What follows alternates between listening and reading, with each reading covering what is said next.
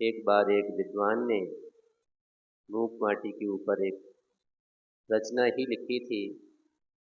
मूक माटी एक दार्शनिक महाकृति के नाम से, और उसमें उन्होंने इस उपाश्रम को उपाश्रय शब्द के माध्यम से अंकित किया।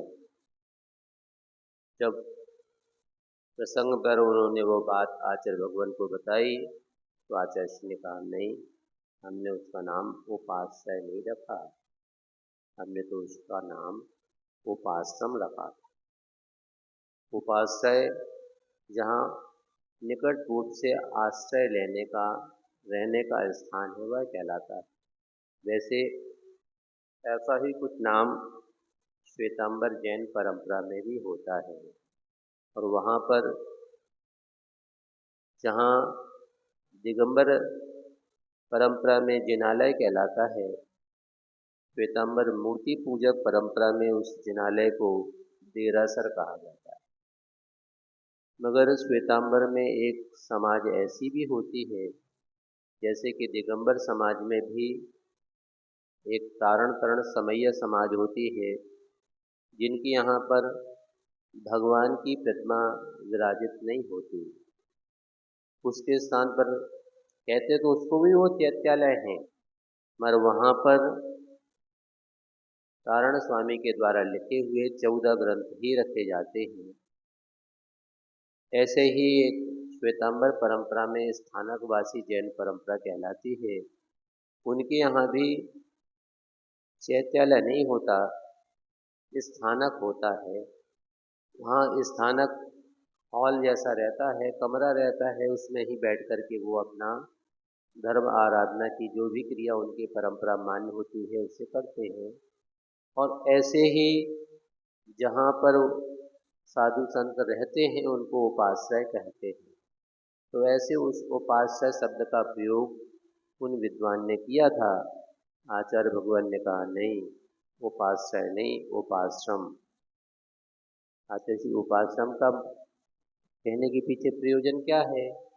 जहाँ श्रम पूर्वक आराधना की जाती है वह है उपाश्रम। इसलिए आश्रय रहने की बात नहीं है, मुक्तता से रहने के लिए संसार में जो भी जीव हैं वो कहीं न कहीं रह लेते हैं, मगर जैसे जैन परंपरा के जो साधु हैं उनको एक अन्य संबोधन से भी पुकारा जाता है। वह संबोधन है श्रमण। श्रमण का क्या अर्थ होता है? जो श्रम करते हैं। महाराज कौन से हाथ पांव चलाते हैं? गैंडी, फावड़ा चलाते महाराज क्या? तो फिर क्या करते हैं?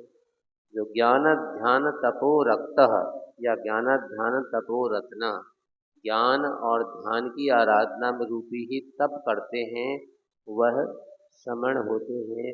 इसलिए यहाँ पर वो जो लौकिक जगत का श्रम है, तो ऐसा तो श्रम गृहस्थ जीवन में रहने वाले श्रावक भी नहीं करते, मगर उन श्रमणों के उपासक होने से इन्हें भी श्रमण परंपरा के श्रावक कहा जाता है। क्योंकि एक बार एक ग्रंथ पढ़ रहे थे, the sacred book of east, doctor Harman Jacobi हुए हैं, जर्मन के बहुत बड़े स्कॉलर हुए।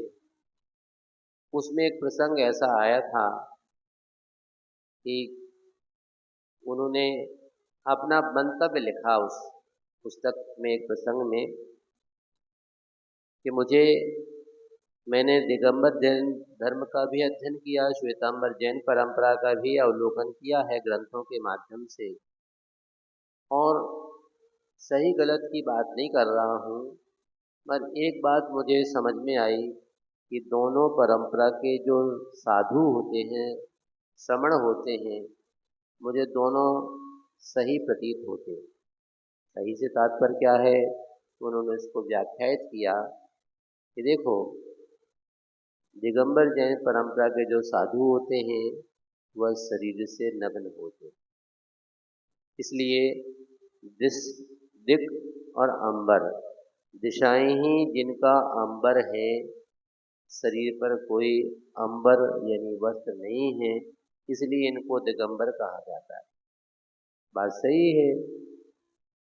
दूसरी बात, जो वस्त्र को धारण करते हैं उनको उन्होंने लिखा कि उन्हें श्वेतांबर जैन कहा जाता है। उनकी बात भी कथन से सही है, क्योंकि वह श्वेत वस्त्र को ही अपने शरीर पर धारण करते हैं। मगर दोनों के जो उपासक हैं वो मुझे सही प्रतीत नहीं होते। दोनों प्रतीत नहीं होते। मान लो इस तरफ पुरुष वर्ग बैठे हैं, इनमें से एक आध दो अपवाद को छोड़ दें तो बहुत से वस्त्र सफेद रंग के पहने हुए। इनसे पूछे जाए, भाई आप लोग कौन से परंपरा के जैन हैं? बताओ भाई साहब, आप लोग दिगंबर की श्वेतांबर? अब अगर आप कहो कि हम दिगंबर है तो आप तो कपड़ा पहने हो, कहाँ के दिगंबर आप? और कदाचित आप कहो हम श्वेतांबर। इन महिलाओं से पूछे जाए आप कौन से परंपरा के हैं, तो न जी कह पाए अपने आप को दिगंबर, न कह पाए अपने आप को श्वेतांबर। क्यों? इनमें से अधिकांश के मल्टी कलर्ड कपड़े हैं, तो न ये दिगंबर ही हैं न श्वेतांबर ही हैं। इसलिए उन्होंने लिखा कि दोनों परंपरा के साधु तो हमें समीचीन लगते हैं, जैसा नाम है वैसा उनका काम है, किंतु दोनों के उपासक आराधक चाहे श्वेतांबर हो तो वो भी कलर्ड कपड़े पहनते हैं और दिगंबर परंपरा के भी कलर्ड कपड़े पहने हैं, तो फिर दिगंबर कहाँ रहे? इसी प्रकार से आचार्य जी ने कहा कि नहीं, वहाँ नाम सुधारो आप, उपाश्रय नहीं उपाश्रम शब्द का प्रयोग क्यों? वहाँ श्रम की आराधना होती है, फोकट में उसे पैसा भोजन की व्यवस्था नहीं होती, मेहनत करता है, तपस्या ही वह है जिसके माध्यम से उसकी आजीविका का निर्वहन होता है। ऐसा उपाश्रम की ओर वह लेकर के आ रहा था उस गधे को, और बीच में देखने में आया कि जिसकी पीठ पर वह बोरी रखी हुई है, उस गधे की ओर अचानक जो बोरी में भरी हुई माटी थी, बोरी के भीतर थोड़े छोटे से छिद्र थे, उन छिद्रों के माध्यम से वह झांक रही है माटी में भरी हुई बोरी और देख रही है कि इसकी रगड़ से इस गधे को कष्ट प्रतीत हो रहा है। तो अब इसका कष्ट कैसे दूर हो, ऐसा उसके मन में भावना आया और उसने अपना अंतरंग के भाव के माध्यम से, जो रगड़ करने से अभी थोड़ी डगलिया रूप में थी, वो पाउडर जैसा बन गया और भीतर से उसने अपनी करुणा अनुकंपा का भाव रूपी पसीना को बहाया और उससे वो छेद में से पेस्ट के रूप में मानो बाहर जाकर के मलहम का काम कर रही है। वही प्रसंग यहाँ उस गधे के बारे में और बताया जा रहा है। प्रश्न नंबर 40 में 3 और 3 6 2 8 पंक्तियां छोड़ करके 9वीं पंक्ति से, तभी तो अंधा नहीं वह गधा, मदांध भी नहीं, उसका भीतरी भाग भीगा हुआ है समूचा, बाहर आता है सहज, भावना भाता हुआ, भगवान से प्रार्थना करता है कि जो अंधा होता है उसे बाहर देखने रूप जो दृष्टि होती है वह उपलब्ध नहीं होती। बहुत से विद्वान, बहुत से साधक कर्म के चपेट में आने से जिन चर्म रूपी चक्षु से आप देखते हैं उन्हें वह उपलब्ध नहीं होते, मगर वो अंतरंग की प्रज्ञा रूपी ज्ञान उनके पास में होती है, जिससे वो बाहर चक्षुओं से भले ही न देख पाए किंतु अंतरंग के चक्षु से अवश्य देख लेते हैं। एक बार आचार्य भगवान के सानिध्य में पंच कल्याण हो रहा था। कहाँ हो रहा था? महाराज कई जगह भाई। एक साधक बैठे हैं यहाँ पर शहडोल के, उनके नगर में पंच कल्याण था। श्री नमीनाथ भगवान का जिनालय वहाँ था। वहाँ कुछ नवीन वेदियाँ बनी थीं जिनके लिए वह पंच कल्याणक प्रतिष्ठा हो रही। इस स्थान का निर्धारण हुआ तो थोड़ा सा बस्ती में तो सकरा स्थान था, इसलिए बस्ती के बाहर एक स्टेडियम था। उस स्टेडियम के परिसर से पंच कल्याणक प्रतिष्ठा का आयोजन हो रहा था। वहीं पास में ही जंगल जाने की व्यवस्था थी, तो कुछ साधु जल्दी निकल जाते थे ताकि अपन जंगल से फ्री होकर के वहीं के वहीं चले जाएंगे। एक दिन आचार्य भगवान जुलूस के साथ आ रहे थे, आने में थोड़ा सा समय लग रहा था। अब हम लोग जंगल से निवृत्त हो चुके थे, अब क्या करें, सड़क पर खड़े थे। किसी व्यक्ति ने निवेदन किया, महाराज जो पास ही में सरकारी म्यूजियम है, हालांकि उसका नाम तीर्थंकर महावीर शासकीय संग्रहालय है, उन्होंने कहा कि महाराज इसमें बहुत जैन प्रतिमाएं भी हैं, प्राचीन प्राचीन प्रतिमाएं हैं। अब आचार्य तो यहीं से निकलेंगे, वो आएंगे तो अपन जुलूस में शामिल हो जाएंगे, चले महाराज देखने के लिए। अब जैसे ठाले बनिया का करें, एक कुटिया की धान एक कुटिया में धरे, चलो समय का सदुपयोग कर लेते हैं, चलो चलते हैं। 4-6 महाराज लोग जो साथ में थे सब चले गए देखने के लिए। अब उसमें पहले जैसे ही घुसे तो पहले तो वैष्णव परंपरा की प्रतिमाएं थी, उनका अवलोकन किया, कुछ जानकारी उनसे पूछते रहे जो उनके व्यवस्थापक थे। फिर चलते चलते जैन गेल, हमने कहा जल को वाद्य यंत्रों की आवाज़ आने लगी है, मतलब जुलूस पास में आ गया है। अब अपन जुलूस में शामिल होना, वो जैन वाली प्रतिमाएं कहाँ रखी, बस महाराज इसके बाजू में ही है, चलो पहले वहाँ चलते हैं। वहाँ जा कर के देखा तो देखते देखते कुछ अखंड प्रतिमाएं भी थी, कुछ खंडित प्रतिमाएं भी थी। देखते देखते एक प्रतिमा की ओर दृष्टि गई, 2 प्रतिमाएं एक साथ एक पत्थर पर नक्काशी की हुई थी, नीचे चरण की ओर उनका भाग टूटा हुआ था। और उस समय पर अखंड मध्य प्रदेश था, तो वर्तमान का जो बिलासपुर छत्तीसगढ़ में है, उस जिले के एक गांव से, कोई धर्मपुर ऐसा कुछ नाम से, वो प्रतिमाएं ला करके संग्रहालय में रखी थी। हमने देखते देखते अचानक एक चीज देख ली उसमें। अब यहाँ पे वो शेड्यूल वाले बैठे, हो सकता उनने देखी हो प्रतिमाएं, पर उस दृष्टि से उनने भी नहीं देखा होगा।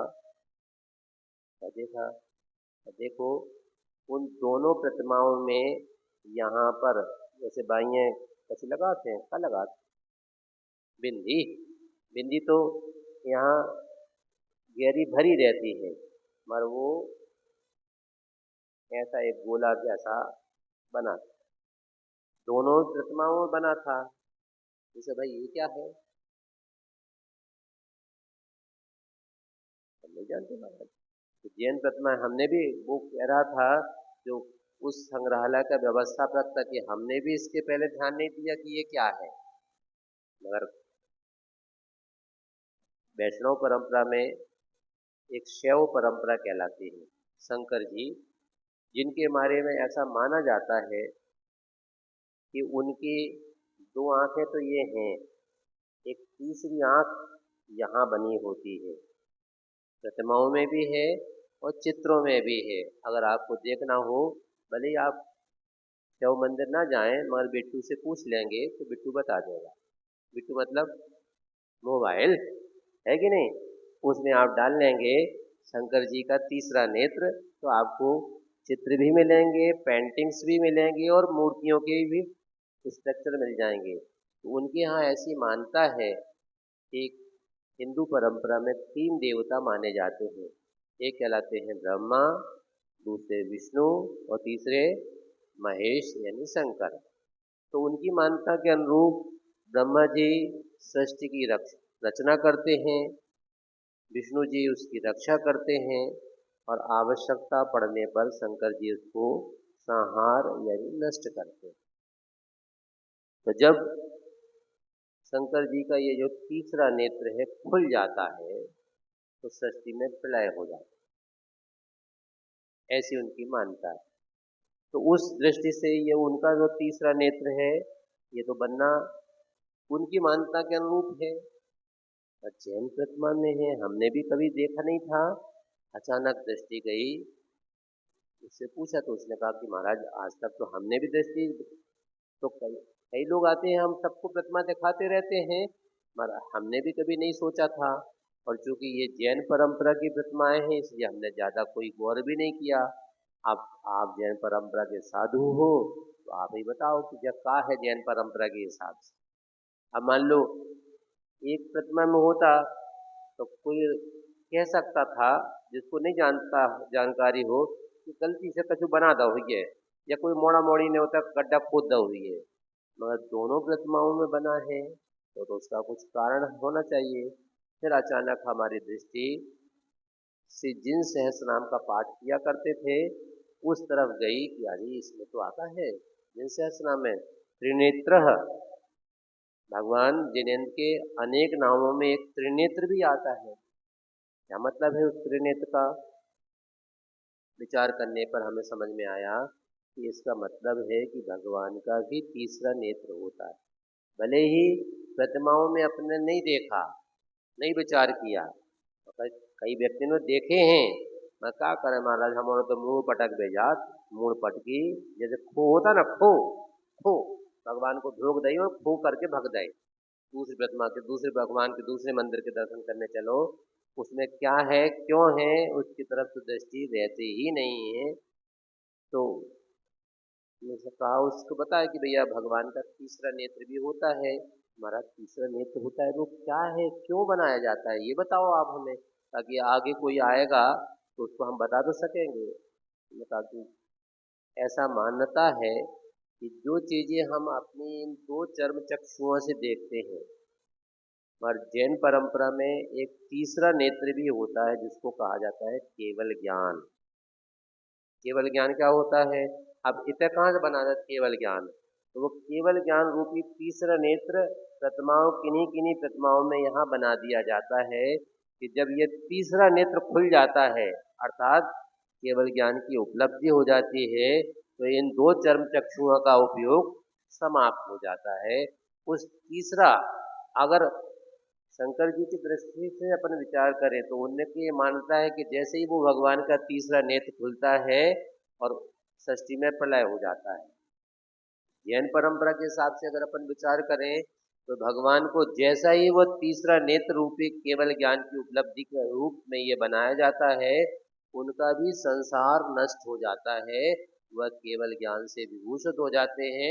अब अनंत काल से जो चारों गतियों में उनका भ्रमण चल रहा था वो समाप्त हो जाएगा, और आगे की उनकी अब बस यह उनका मरण तो होगा, किंतु जन्म और मरण की सतत परंपरा चलती है, वो समाप्त हो जाती है।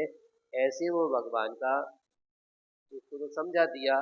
और संयोग की बात, वहां से बिहार होते होते हम लोग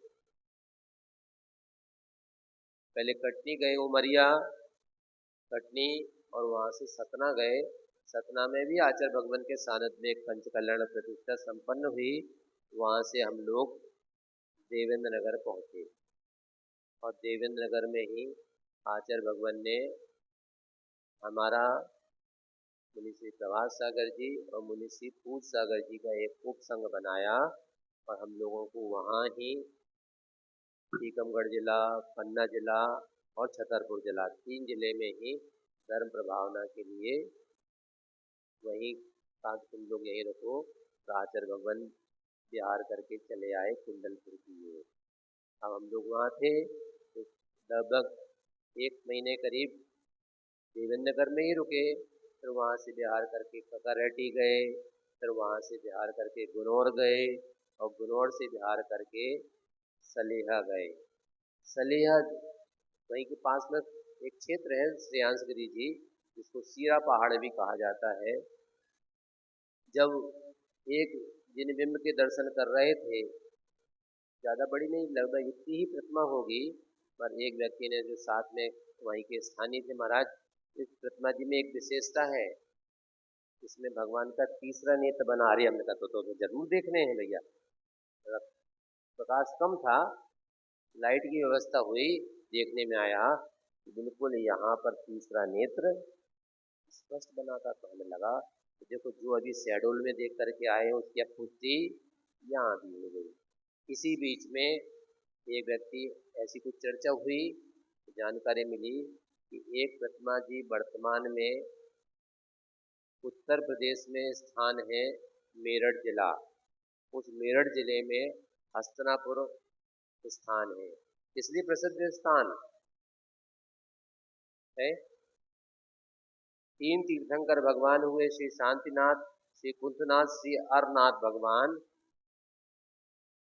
तीन तीर्थंकर की भूमि है और अन्य भी साधु हुए हैं जिनसे उस नगर का संबंध रहा है। वहाँ पर एक आश्रम बना हुआ है माता जी की प्रेरणा से। कौन सा आश्रम है? जम्बूदीप नहीं, जम्बूदीप भी बना है पर उसकी बात नहीं कर रहे हैं हम। एक विद्याश्री विधाश्री माता जी हुई हैं, उनमें का प्रेरणा से कोई आश्रम बना है? ध्यान के रचना तो बहुत सी बनी है, हमें तो प्रयोजन ये है कि उस माता जी के आश्रम में एक प्रतिमा विराजमान है। अब उसकी कथा अलग है, वो अपने प्रासंगिक नहीं है। उस प्रतिमा में भी इनमें तो थोड़ा थोड़ा सा, जैसे शेड्यूल की प्रतिमा में तो दो गोल बने हैं यहाँ पर, और यहाँ जो सलेहा में थी उसमें थोड़ा सा अलग आकार का चित्र बना, चित्र नहीं वो आकार बना है। किंतु जो अगर हस्तिनापुर वाली प्रतिमा आप तो नेट में भी सर्च करोगे तो आपको गूगल से जानकारी मिल जाएगी कि जम्बूदीप में तीसरी नेत्र वाली प्रतिमा, तो बहुत बड़े आकार का यहाँ पर तीसरा नेत्र उस प्रतिमा में बना हुआ था। हमने कहा कि तो वो बात जो लिखी है ग्रंथों में, और फिर ढूंढा तो फिर और जानकारी मिलती गई। बाद में वहाँ से पन्ना गए तो पन्ना में भी एक बड़ा मंदिर है, एक छोटा मंदिर है। छोटे मंदिर में भी एक प्रतिमा में, पर वो बहुत कुछ थोड़ा सा यहाँ के स्थान पर थोड़ा सा साइड में बना है। मान लें उसको कि वो भी तीसरा नेत्र का प्रतीक था। वहाँ से बिहार होते होते 2 वर्ष बाद बंधा जी गए। आप लोग गए बंधा जी? नहीं गए? गए? कितने लोग गए?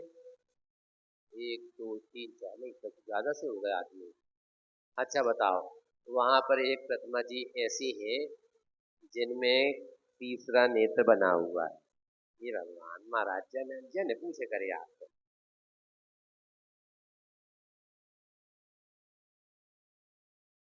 अब क्योंकि जिस समय जो लोग पहले गए होंगे 2012 के करीब, अभी 2020 22 23 23 के करीब मुनि श्री विनम्र सागर जी का वहाँ चातुर्मास हुआ था। तब वो वहाँ का प्रतिमाएं बाहर एक स्थान पर, क्योंकि पहले जहाँ वो था वहाँ तो थोड़ा सा अंधकार सा था। श्री मूलनायक अजितनाथ भगवान जी के बाजू में एक स्थान था, मंदिर था, उसमें थी और वहाँ पर थोड़ा सा अंधकार जैसा था। इसलिए आप कह करके बच सकते कि महाराज क्या करें, तो अंधेर लगा तो हम देख नहीं पाए थे। हाँ, अब रास्ता तो बचने के रास्ता तो श्रावक ढूंढ लेता है, किंतु यहाँ पर जो प्रतिमा विराजमान है अब तो बाहर ऐसे 8 9 वेदियां बनी हैं, उनमें वो प्रतिमा जी विराजमान है। और बहुत स्पष्ट आपको श्री चंद्रप्रभु भगवान की प्रतिमा है, आदिनाथ भगवान की नहीं है। और वहाँ पर जो शहडोल में है वो श्री धर्मनाथ भगवान और श्री सुपार्शनाथ भगवान की प्रतिमाएं हैं। इसी प्रकार से यहाँ पर हस्तिनापुर में है वो आदिनाथ भगवान की प्रतिमा है, और बंदा जी में चंद्र प्रभु भगवान की है। तो ऐसा नहीं कि सिर्फ एक ही भगवान में बनते हो, अलग अलग तीर्थंकर भगवान की प्रतिमाओं में भी वह तीसरा नेत्र बना हुआ। तो अंधा व्यक्ति जो यहाँ प्रसंग आया था, अंधा व्यक्ति तो उससे कुछ भी नहीं दिखता है, किंतु जिसके अंतरंग में, हमने एक दिन बताया था प्रवचन में कि ललितपुर में बाहुबली नगर है, और वहाँ मंदिर के पास में एक दादी को हमने देखा कि वो सुबह 4:30 5 बजे नित्य प्रति नहा धो करके और उनके घर से मंदिर तक आने में 3 या 4 मोड़ पड़ते हैं। अब उनके मकान से चलो, फिर ऐसे जाओ, फिर ऐसे जाओ, फिर ऐसे आओ, और वो बीच में 2 जगह नाली भी पड़ती हैं, तो भी वो जिनको बिल्कुल भी नहीं दिखता चर्म चक्षुओं से, वो भी उन गलियों को पार करते हुए, नालियों को पार करते हुए कई बार तो मंदिर पहुंच जाती हैं, और माली को जगा दे, भैया मंदिर खोलो, दर्शन करने हैं हमें। अब कभी कभी तो वो माली नींद में खलल पड़ गया, दिखाऊ तो है नहीं, और सुबह से कहते मंदिर के दर्शन करने, और अब क्या करें, आई हैं ये जो जिनकी आंखें हैं, ये तो सो रहे हैं और खर्राटे ले रहे हैं, और जिनकी आंखों में दिखता नहीं है, वो सुबह सुबह माली को जगा करके भगवान को दर्शन करना है, और दर्शन करने के बाद वहाँ घंटे, 2 घंटे, 2.5 घंटे, 3 घंटे तक भगवान की पूजन आराधना करते हैं। तो अब उनके ये चर्म चक्षु भले ही नहीं है, किंतु अंतरंग के चक्षु तो खुले हुए हैं, भगवान की आराधना करने के लिए तत्पर है। इसलिए कहा कि वह गधा अंधा नहीं है, मदांध भी नहीं है। कभी कभी ऐसा होता है कि वह हाथी के बारे में कहा जाता है कि वह मद आने से, काम रूपी मद उसके अंतरंग में इतना आ जाता है कि वह भूल जाता है अपनी शुद्ध बुद्ध को, और उस शुद्ध बुद्ध के कारण से वह मदांध होकर के तोड़ फोड़ में भी प्रवृत्त हो सकता है। इसलिए कहा कि वह गधा अंधा भी नहीं है और मदांध भी नहीं है, उसका भीतरी भाग भीगा हुआ है समूचा, बाहर आता है सहज भावना बाता हुआ, भगवान से प्रार्थना करता है। क्या प्रार्थना करता है? मेरा नाम सार्थक हो प्रभु। क्या नाम है उसका? अपन लौकिक जगत में तो कहते हैं गधा, पर आचार्य ने गधा नहीं लिखा, उसका सही उच्चारण गधा का है, गदहा। गधा का ही उच्चारण हो गया गधा।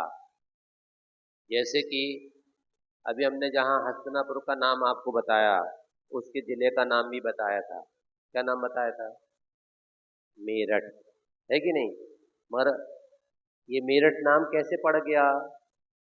तो भाषा विज्ञान में सिनोनिम्स कहलाते हैं, नामों के उच्चारण में परिवर्तन हो करके कैसे परिवर्तन हो जाता है। तो वो अगर जिन्होंने पांडव पुराण अथवा हरिवंश पुराण पढ़ा हो, अथवा लौकिक जगत की आपने महाभारत फिल्म देखी हो, उसमें कौरव और पांडव 2 परंपरा के लोग हैं।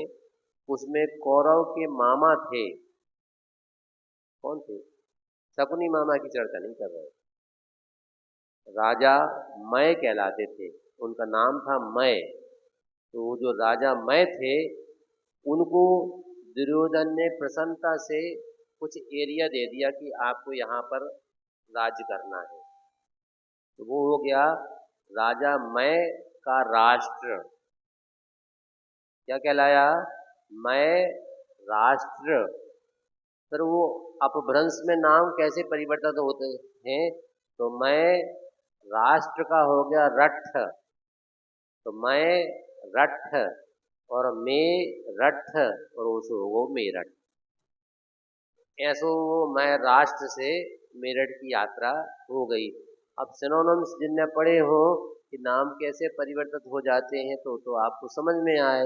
पर महाराजा नाम में कहा ढूंढने अपन थे, तो जो भाषा विज्ञान में निष्णात होते हैं, वह नाम में कैसे परिवर्तित होकर के संशोधन हो जाते हैं, उसी प्रकार से यह गधा से हो गया गधा।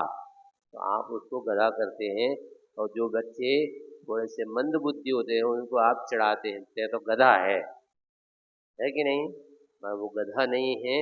वो कहता है भगवान मेरा नाम सार्थक हो प्रभु। क्या यानी कैसे सार्थक हो? गधा का शाब्दिक अर्थ बता रहा है कि गध का अर्थ वो है रोग, और हा का अर्थ है हारक। मैं सबके रोगों का हंता बनूं बस, और कुछ वांछा नहीं। गध हा गधा हा। ऐसा हो सकता क्या? जब मूक माटी की समीक्षा लिखी गई एक विद्वान थे राजस्थान के, डॉक्टर फैयाज अली खां। वो डबल डीलिट थे और कोई राष्ट्रपति थे शायद डॉक्टर फखरुद्दीन अली, उनके ओएसडी थे।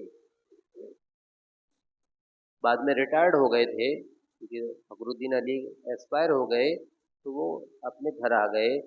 वो मदनगंज किशनगढ़ के रहने वाले थे और संपर्क में पता चला कि आचार्य जब वहाँ मदनगंज किशनगढ़ में थे तो वो आचार्य के पास आकर के अंग्रेजी की में चर्चा करते थे, संभाषण किया करते थे। आचार्य से कहा करते थे, आचार्य आप अंग्रेजी का भी अध्ययन कीजिए। तो आचार्य की थोड़ी सी रुचि जागृत हुई तो वो अंग्रेजी में कुछ उनसे चर्चा कर लेते थे। तो उन्होंने कहा कि वो डबल डीलिट हैं। डीलिट क्या होती है? क्या हो डीलिट है? नहीं, डॉक्टर ऑफ लिटरेसी तो है उसका फुल फॉर्म, पर होती क्या है? और महाराज हमने करी जो हमसे पूछ रहे, साहित्यिक उपाधि तो है पर होती क्या है? जैसे पीएचडी होती है एक, पीएचडी के बाद और शोध कार्य में जो आगे प्रयास करना चाहता है वो फिर डीलिट की उपाधि प्राप्त करता है। तो वो मानद भी मिलती है और मेहनत करने से भी मिलती है, थीसिस लिखना पड़ती है। तो वो डबल डीलिट थे, हिंदी में भी थे अंग्रेजी के भी थे। उन्होंने मूक माटी पर समीक्षा लिखी और लिखा कि मुझे लगता है कि आचार्य को एक विशिष्ट ज्ञान था जो उन्होंने इस गधा का सार्थक नाम प्रस्तुत किया। ये पूरी कल्पना, अरे महाराज कछु लिखत रहते हैं जो, तो कभी लोग कछु भी लिख देते हैं, ऐसा नहीं। आचार्य ने शायद उस परंपरा को सही रूप से ज्ञान था, इसलिए आचार्य ने ये गधे का जो शाब्दिक व्युत्पत्ति की है वो बिल्कुल समीचीन है। क्यों समीचीन है? उन्होंने बताया कि राजस्थान में आज भी ऐसी परिपाटी है। क्या परिपाटी है? जैन परंपरा के लोग भले उसको मान्यता दें या ना दें, किंतु हिंदू परंपरा में तो मानता है कि बच्चों को माता निकलती है। माता कोई नहीं होती वैसे तो, वो रोग है, मगर लोग लौकिक जगत में ऐसा कहा जाता है छोटी माता और बड़ी माता, लेकिन थोड़ी छोटी साइज की फुंसी फुंसी सी होती हैं, खासतौर से चेहरे पे होती, वैसे तो पूरे शरीर पे भी होती हैं और उसके दाग भी चेहरों पे आ जाते हैं। तो हिंदू परंपरा की मानता है कि जिनको माता निकली हो वे उतर चले जाओ किधर, शीतला माता के दरबार में। जैन परंपरा के लोग नहीं करते, पर हिंदू परंपरा में माता को जल ढारे आओ तो क्या होगा, इस यहाँ पर आपकी व्याधि माता ठीक हो जाएगी। अब जिन्होंने देखा हो, जैसे अपने यहाँ तीर्थंकर भगवान की प्रतिमाएं होती हैं तो प्रत्येक प्रतिमा के नीचे चिन्ह भी बना होता है। कुछ अब बात को छोड़ दें, प्राचीन प्रतिमाओं में जैसे बड़े बाबा की प्रतिमा है कुंडलपुर की, उसमें कोई चिन्ह नहीं बना कि ये कौन से भगवान है, किंतु 1955 के पहले तक तो वो महावीर भगवान के नाम से प्रसिद्ध थे। क्यों प्रसिद्ध थे? कि नीचे दो दो शेर बने थे, दिखते थे तो भैया शेर बने हैं, महावीर भगवान का चिन्ह होता है। हमारे व्यक्ति ने जा अटकल नहीं लगाई, जब दो दो शेर चिन्ह, दो शेर होते कि एक शेर होते, और वो चिन्ह तो पैर के नीचे स्थान पर बनता है, ना कि इतने बड़े बड़े। आपके यहाँ पर जैसे पटनागंज में बहुत से भगवान हैं जिनके नीचे दो शेर बने थे, यही जो आपके बड़े बाबा हैं इनके नीचे भी दो शेर बने थे, उसमें चिन्ह नहीं है। मगर अभी नए स्थान पर भले वो चिन्ह बन गया है तो वो फिर दूसरा, वहाँ पर वर्धमान सरोवर भी है कुंडलपुर में, तालाब का नाम वर्धमान सरोवर है, तो ये वर्धमान भगवान का मंदिर होगा। उस वहाँ पर एक राजा छत्रसाल का शिलालेख लगा था, उसमें उल्लेख तो नहीं था, पर लौकिक में प्रसिद्ध था।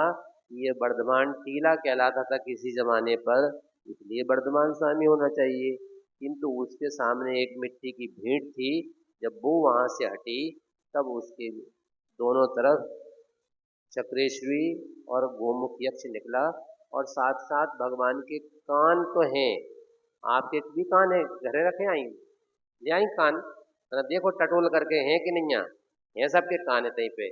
तो आपके कान तो आपके कंधे से टच है कि दूर है? दूर है। मगर महापुरुषों के ऐसे माने जाते थे कि उनका बड़े बाबा के कान देखना, कभी जाकर के देखे तो ठीक, नहीं तो बिट्टू से तो पूछ लेने हैं। तो वो कान यहाँ से यहाँ कंधे तक टच है, और जहाँ यह कंधा है उसके आगे यहाँ से दो लटें बालों की और नीचे यहाँ तक आई हैं। ये बड़े बड़े बाल का प्रतीक है, जो कि श्री आदिनाथ भगवान के बालों की सूचना देता है।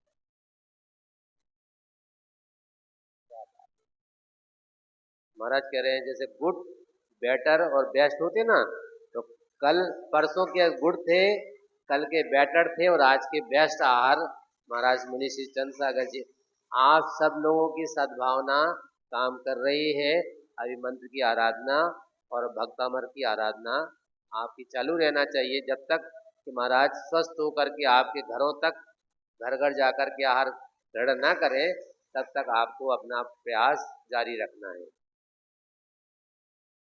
समय आपका वैसे हो गया है, तो वो उसने लिखा, लेखक ने, डॉक्टर फैयाज अली खान ने, कि वहाँ पर राजस्थान में जहाँ जहाँ शीतला माता के मंदिर हैं, उसमें शीतला माता का वाहन होता है गधा,